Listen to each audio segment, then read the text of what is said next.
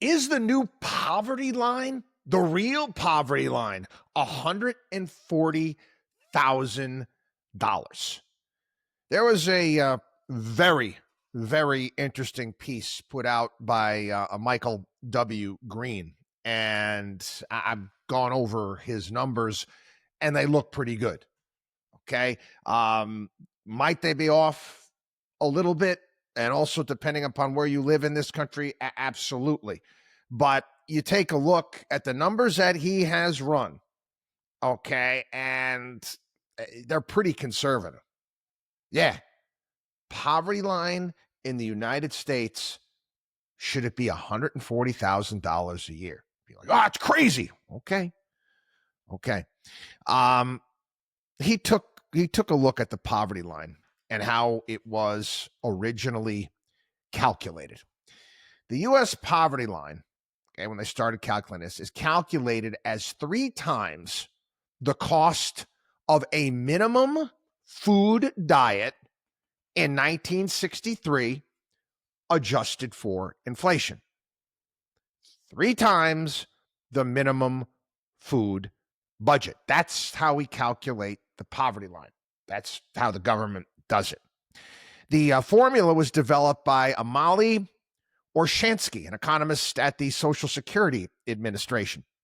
In 1963, it's fascinating. She observed that families spent roughly 1/3 of their income on groceries.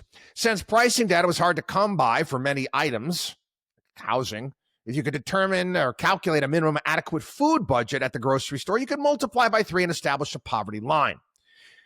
She was careful about what she was measuring. In her January 1965 article, she presented the poverty threshold as a measure of income inadequacy, not income adequacy. If it's not possible to state unequivocally how much is enough, it should be possible to assert with confidence how much, on average, is too little. Basically putting in a floor, a line which families were clearly in crisis. Now, 1963, her floor, I guess, made sense. Housing was relatively cheap. Family could rent a decent apartment or buy a home on a single income. Healthcare was provided by employers and cost relatively little. Blue Cross coverage averaged $10 a month back then. Childcare didn't really exist as a market. Mothers stayed home, family helped, neighbors. Again, people watched each other's kids. Cars were affordable, even if they were more prone to be breaking down at that time. Again, local neighborhood kids in VOTAC, they could fix problems around the house. College tuition could be covered with a summer job. Retirement at that time was more pensions rather than 401ks. Now, the food times 3 formula was a crisis threshold, a measure of too little. It corresponded to reality. A family spending 1/3 of its income on food would spend the other 2/3 on everything else. And those proportions more or less worked. Below that line, you were in a crisis situation. Above it, you had a fighting chance. Things changed between 1963 and today. Housing costs exploded. Healthcare became one of the largest household expenses for many families. Employer coverage shrank while deductibles grew. Childcare all of a sudden became a market, and very expensive. College went from affordable to crippling. Transportation costs rose. Labor model shifted. Second income all of a sudden became necessary, okay, mandatory to maintain the standard of living that one income formerly provided.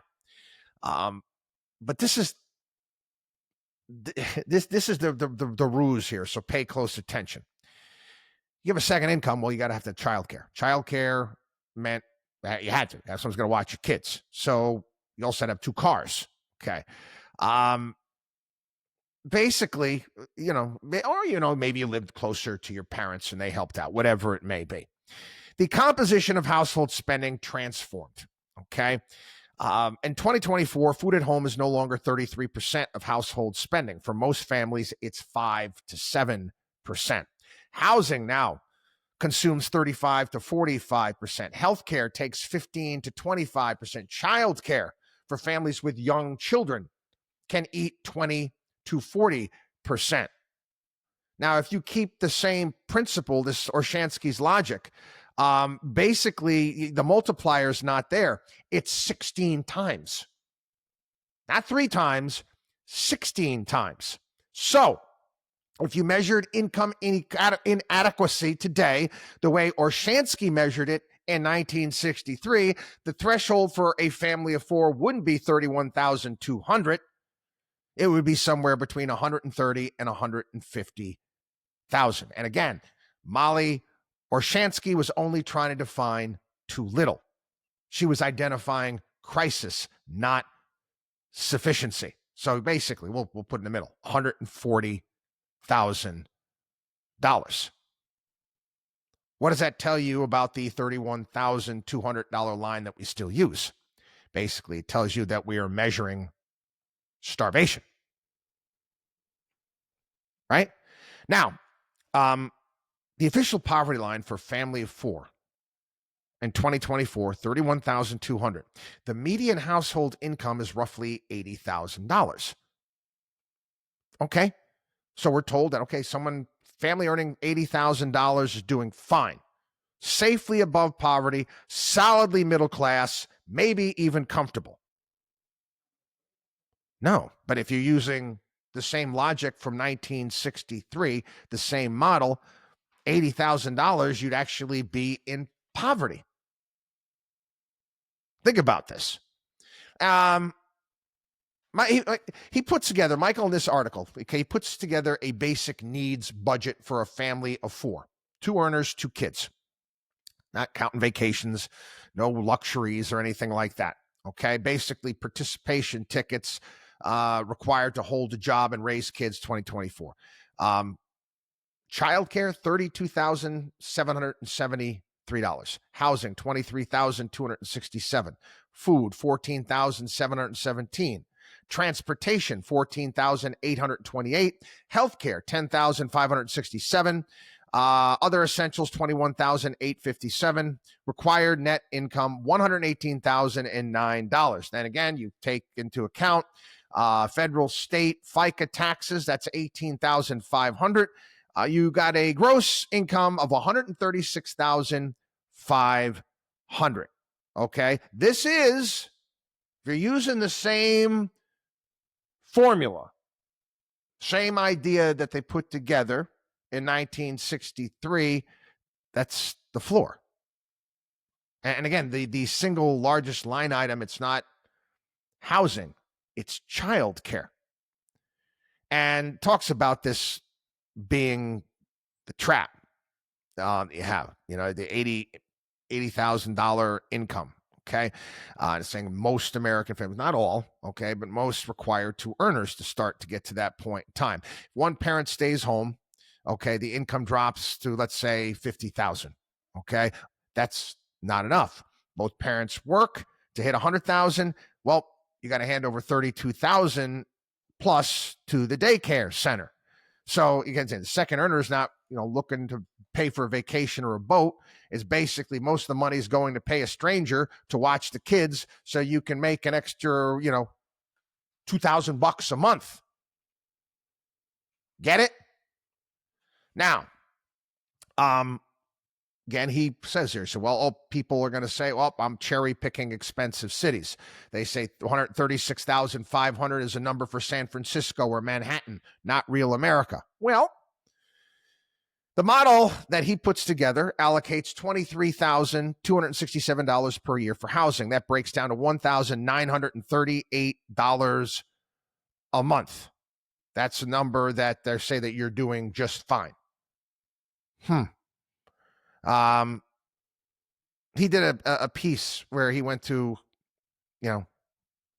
Caldwell, New Jersey, which was a place where, a Teamster could afford to live back in the 1950s and the 60s. Went on Zillow to see what it costs to live in that same town if you don't have a down payment and are forced to rent. There are exactly 7 2-bedroom units available in the entire town. The cheapest one rents for $2,715 a month. Wow, that's a $777 gap between the model and the reality. $9,300 a year in post-tax money. Okay, you got to earn additional $12,000 to $13,000 to afford that. So his point is that his $140,000 number is conservative. He's being optimistic. And again, you plug in certain zip codes, certain areas of the country, you can get up to $160,000. So the market's not just expensive, it's broken. It's broken. And one of the other things that we hear as well from, again, economists out there talking about, you look at how much better everything is at $140,000. Okay. Oh, geez, the improvement in the quality of life. Okay. For example, they'll say, okay, you can't compare a 1955 car, 1963 car to a car today because today's cars have airbags and air conditioning, and the phones you use today compared to the ones used back then are essentially supercomputers. And that's true. They are. Okay. But you're pricing things in wrong. You're making a category error when you think that way. You're not calculating the price of a luxury. You're calculating an entry ticket. Okay? Basically, the price to participate in our economy. To function in 1955 society, to have a job, call a doctor, and be a citizen, you need a telephone line. $5 a month. Let's adjust for standard inflation. $58 today. Right? You can't run a household today on a $58 landline. Okay? Well, you got to have, two-factor authentication for your bank accounts. Got to answer work emails, check on your kids' school portal, everything like that. You have to have one. Okay? You have to have one, and you've got to pay for it. That's what, $200 a month? When all said and done. But again, you'll get an economist say, well, look at all the power that you have. Look at the computing power you have. It's amazing. Okay. Well, what is the computing power you actually need? Makes the point. It's genius, actually. The utility I'm buying is connection to the economy. The price of that utility didn't just keep pace with inflation. It tripled relative to it. Now you have a participation audit across the entire 1955 budget, okay? And ask, is the car better? I asked, what does it cost to get to work? Healthcare, 1955, Blue Cross family coverage was roughly $10 a month, $115 in today's money. Today, the average family premium is over $1,600 a month. That's 14 times inflation. FICA taxes. 1955 Social Security tax was 2% on the first $4,200 of income. The maximum annual contribution was $84. Adjusted for inflation, that's about $960 a year. Today, a family earning $80,000 pays over $6,100. That's 6 times inflation. Childcare, 1955, basically zero. Okay, the economy supported a single earner model. Now it's $32,000. Okay, so that's an infinite increase in the cost of participation. Food, can track that. Everything else, the inescapable fees required to hold a job, stay healthy, raise children, inflated at multiples of the official rate when considered on participation. Okay? Without a doubt. Are all of these things, goods and services, are they better? Okay? No, I'm not going to want to trade my, flat screen TV in or my iPhone in for a model from back at that point in time. But again, you don't have a choice either. That's the point. Now, the issue we have here, and I've talked about this before, is how we structure things in society. You talk about labor participation and why labor participation is so weak, and people can't get their arms around that. The safety net that we have in this country, okay, we have it there. It's supposed to catch people at the bottom, right? Again, want to help people out, but it makes it very difficult for people trying to climb out. As income rises from 40,000 to 100,000, benefits disappear faster than wages increase. Now, $35,000, okay? Family is struggling. Family of four is definitely struggling. State provides a floor. You get Medicaid, you get SNAP, heavy childcare subsidies, okay? The deficits are real, but capped, okay? Then you get to $45,000. Family makes $10,000 more. Is that good news? Well, at that point in time, parents lose Medicaid eligibility. Suddenly, they got to pay premiums and deductibles. So you gain $10,000 in income, your expenses increase over $10,000. $10,567 was his calculation. You're basically poorer than before. So the effective tax on your $10,000 raise is over 100%. Then, well, you work harder. You get to $65,000. Now they're called working class, okay? But at this level, childcare subsidies vanish. Now must pay the full market rate for daycare. Income gain, $20,000 from $45,000. Expense increase, about $28,000. Going backwards. And using the numbers he came up here, essentially, a family earning $100,000 is effectively in a worse monthly financial position than a family earning $40,000. At $40,000, says the family is drowning, but the state gives you a life vest. At $100,000, you are drowning, but the state says you are a high earner and ties an anchor to your ankle called market price. So basically, you want to talk about it in terms of options. The government has sold a call option to the poor, but they've rigged the gamma. As you move closer to the money, self-sufficiency, the delta collapses. For every dollar of effort you put in, the system confiscates 70 to 100 cents. Now, if you were a trader, this was an investment thing, would you make that trade? And you wonder why, we wonder why sometimes some of this labor force participation lags. And I've talked about this before in certain states, the various different aid that they put out and the donut holes and the issues that it causes. Again, an excellent piece. Okay. And it goes on in a myriad of different other things. And like I said, I've looked at some of the numbers. Some may scream, oh, it's too high for childcare. You can get it, whatever it may be. I think you get the point.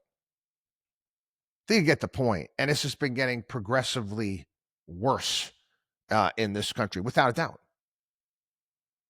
Without a doubt. And we've been beating this drum for some time. It was interesting. There was a meeting of the minds at the White House on Friday. Had Trump and Mamdani meet there, and I got a lot of little snarky emails from people out there making jokes in regards to this meeting. They both want to bring prices down, and Trump says he hopes he's going to do well. We need more capitalism, less government, in order to get the country moving and grooving again. We really do. Mamdani's ideas, they're not going to work.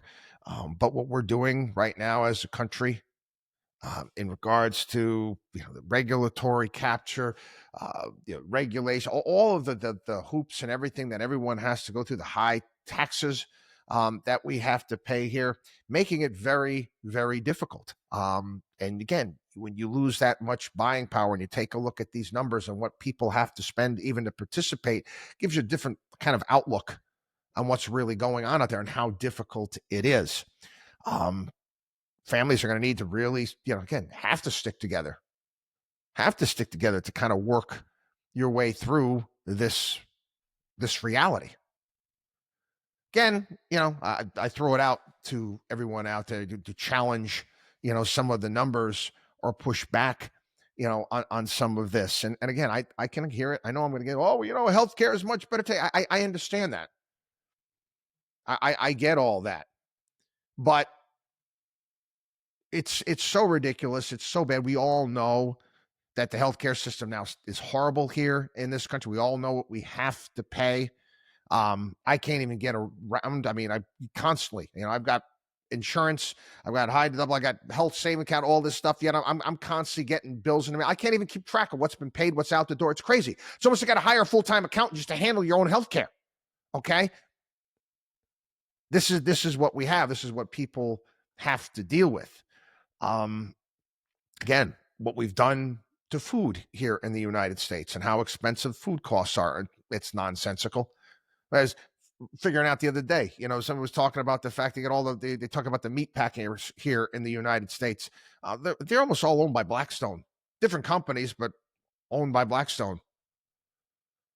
Now, these are the type of processes that I've warned about going back to when they repealed Glass-Steagall, the end of the Clinton administration, pushed forward by both Democrats and Republicans, where Wall Street owning entire processes. We can go back to part of the oil problems back in the day, actually containers owning where the storage was. You can go back to all of these things, to corner market, to Enron. And it's we, the people, that are always getting hit on these things. Again, free market capitalists, simple, straight rules. We have to do everything in our power to get the cost of living down here in the United States. And Trump had some good ideas in his first term. He had some excellent ideas in the first, his Republican platform going back to 2016. Now, I don't know. You tell me. Lot of meetings with CEOs on a regular basis, in the same way Obama had a lot of meetings with CEOs, or Biden had a lot of meetings with CEOs. Why? Let the CEOs do what the CEOs are going to do. Why not just go out there and allow business to be had? Don't allow them to continue to get larger with various different special deals and public-private partnerships and all this other crap, okay? Because it's not working. Not working, okay? Affordability crisis, they're throwing that term around all the time. Don't tell me it's not real. WatchDog on Wall Street.com.